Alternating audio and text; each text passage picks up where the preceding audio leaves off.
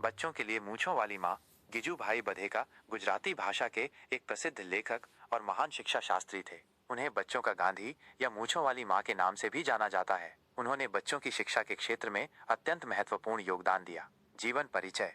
जन्म 15 नवंबर 1885 सौराष्ट्र। मृत्यु 23 जून 1939। पूर्ण नाम गिरिजाशंकर भगवान जी बधेका। प्रसिद्धि बाल साहित्य और शिक्षा शास्त्र। शिक्षा के क्षेत्र में योगदान।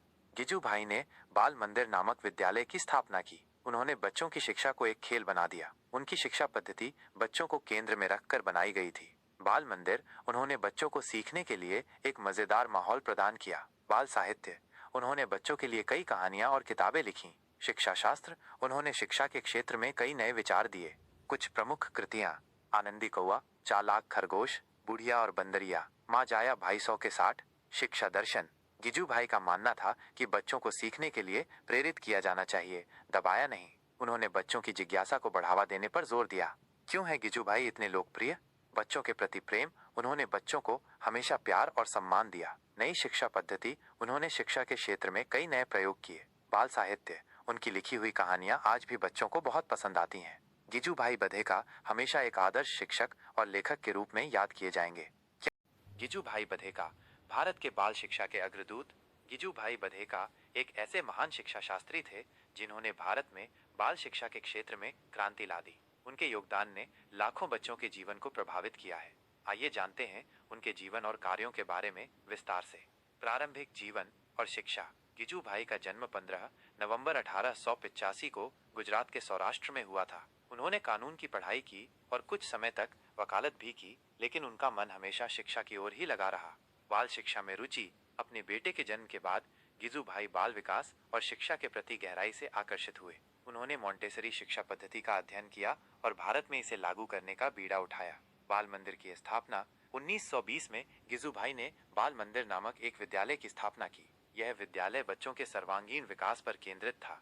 मॉन्टेसरी शिक्षा का प्रचार। गिजूभाई ने भारत में मॉन्टेसरी शिक्षा का व्यापक प्रचार किया। उन्होंने कई शिक्षकों को प्रशिक्षित किया और कई बाल मंदिर खोले। बाल साहित्य का योगदान। गिजूभाई ने बच्चों के लिए कई कहानियां लिखी। उनकी कहानियां न केवल मनोरंजक होती थीं, बल्कि बच्चों को शिक्षित भी करती थीं। बाल देवो भव। गिजूभाई का मानना था कि बच्चे भगवान के समान हैं। उन्होंने हमेशा बच्चों को सम्मान दिया और उनके सर्वांगीण विकास के लिए काम किया। उनका नारा था बाल देवो भव। विरासत। गिजूभाई बधेका का योगदान भारतीय शिक्षा के इतिहास में स्वर्ण अक्षरों में लिखा गया है। उन्होंने बच्चों के लिए एक बेहतर भविष्य बनाने के लिए अपना पूरा जीवन समर्पित कर दिया। कुछ रोचक तथ्य। गिजूभाई को मूंछों वाली माँ के नाम से भी जाना जाता था। उन्होंने कई पुरस्कार प्राप्त किए, जिनमें रंजीत राम सुवर्ण चंद्रक भी शामिल है। उनकी पुस्तक दिवा स्वप्न बाल साहित्य की एक उत्कृष्ट कृति मानी जाती है। निष्कर्ष। गिजूभाई बधेका एक महान शिक्षाविद थे जिन्होंने भारत में बाल शिक्षा के क्षेत्र में एक नई दिशा दी। उनकी विरासत आज भी प्रासंगिक है और आने वाली पीढ़ियों के लिए प्रेरणा का स्रोत है। गिजूभाई बधेका की पुस्तक दीवा स्वप्न।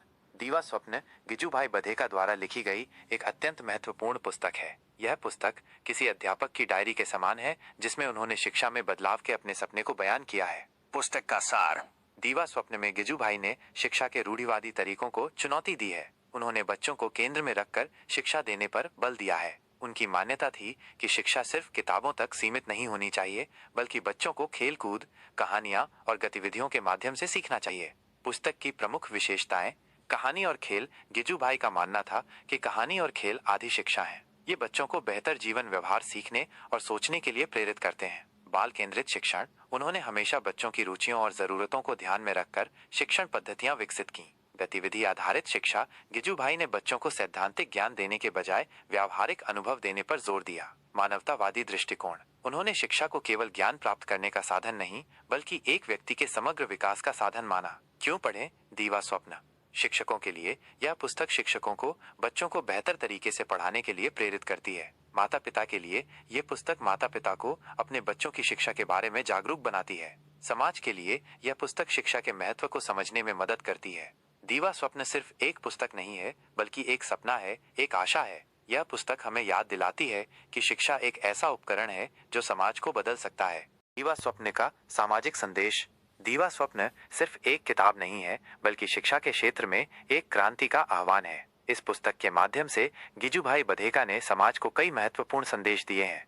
शिक्षा सभी के लिए। गिजुभाई का मानना था कि शिक्षा सिर्फ कुछ चुनिंदा लोगों के लिए नहीं, बल्कि सभी के लिए एक मौलिक अधिकार है। उन्होंने बच्चों को बिना किसी भेदभाव के शिक्षित करने पर जोर दिया। बच्चे राष्ट्र के भविष्य हैं। उन्होंने बच्चों को राष्ट्र का भविष्य बताया और कहा कि बच्चों को एक बेहतर भविष्य देने के लिए हमें उनकी शिक्षा पर विशेष ध्यान देना चाहिए। रटने की बजाय समझना।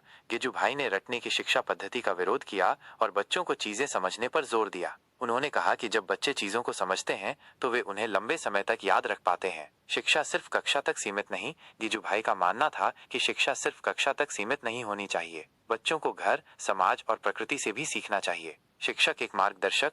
गिजुभाई ने शिक्षक की भूमिका को एक मार्गदर्शक की तरह बताया। उन्होंने कहा कि शिक्षक को बच्चों को ज्ञान देने के साथ साथ उनके व्यक्तित्व का विकास भी करना चाहिए।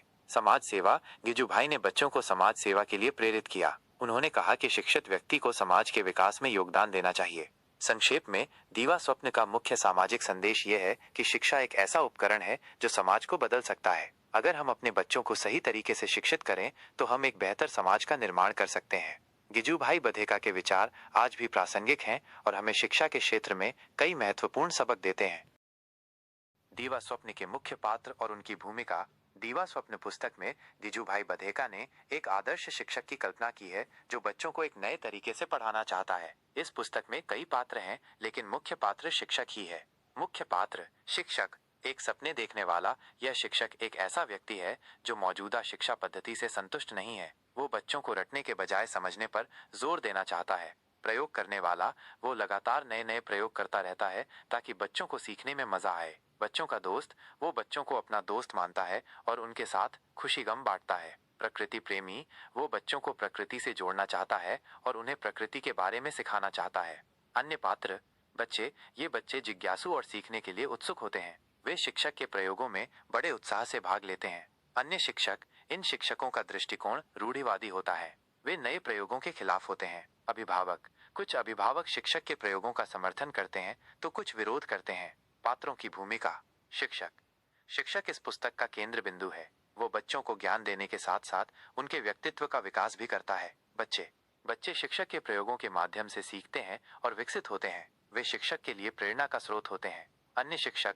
अन्य शिक्षक शिक्षक के विचारों को चुनौती देते हैं और पाठक को विभिन्न दृष्टिकोणों को समझने में मदद करते हैं। अभिभावक। अभिभावक बच्चों की शिक्षा में महत्वपूर्ण भूमिका निभाते हैं। वे शिक्षक के साथ मिलकर बच्चों के विकास में योगदान देते हैं।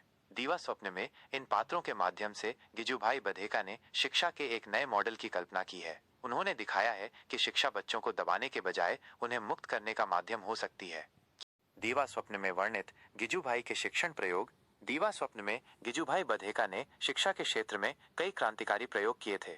उन्होंने रूढ़िवादी शिक्षा पद्धति को चुनौती देते हुए बच्चों को केंद्र में रखकर शिक्षा देने पर जोर दिया। यहाँ कुछ प्रमुख शिक्षण प्रयोग दिए गए हैं जो दीवा स्वप्न में वर्णित हैं। बाल मंदिर की स्थापना।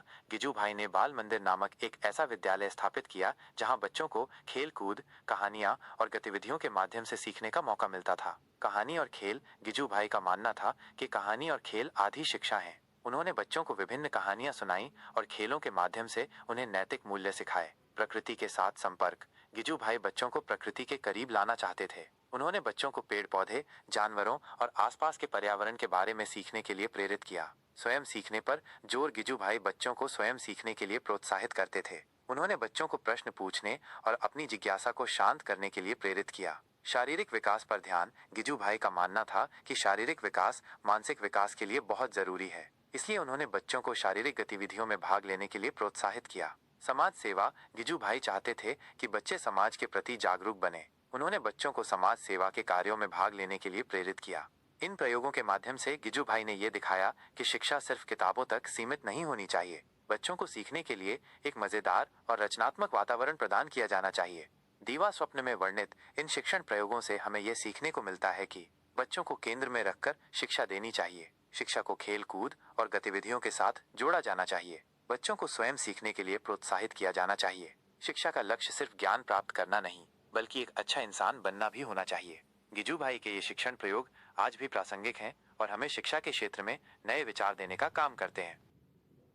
गिजुभाई बधेका की अन्य रचनाएं। गिजुभाई बधेका गुजराती साहित्य के एक प्रसिद्ध लेखक हैं जिन्होंने बाल साहित्य के क्षेत्र में विशेष योगदान दिया है।